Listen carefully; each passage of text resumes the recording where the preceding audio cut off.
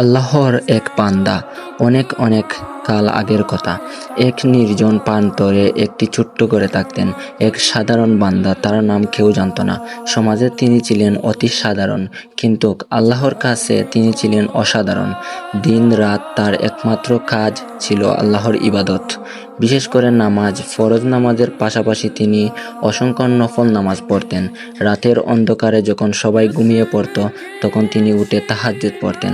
সকালে ফজরের পর থেকে দুপুর, বিকেল, সন্ধ্যা প্রতি ওয়াক্তে নামাজের পরেও তিনি বসে থাকতেন আল্লাহর সামনে। তার সবচেয়ে প্রিয় অবস্থা ছিল সিজদা। সিজদায় গেলে তিনি যেন দুনিয়া ভুলে যেতেন। কপাল মাটিতে লুটিয়ে দিয়ে বলতেন, ইয়া আল্লাহ, আমি তোমারই, তোমার জন্য, তুমি ছাড়া আমার কেউ নেই।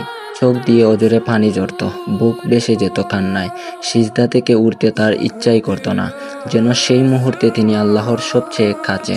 একদিন এক গভীর রাতে চারদিক নিস্তব্ধ, শুধু বাতাসের ফিসফিসানি। বান্দা তখন সিজদায়, কপাল মাটিতে, হাত দুটো ছড়িয়ে, পা দুটো সোজা, তার সমস্ত সত্তা আল্লাহর দিকে।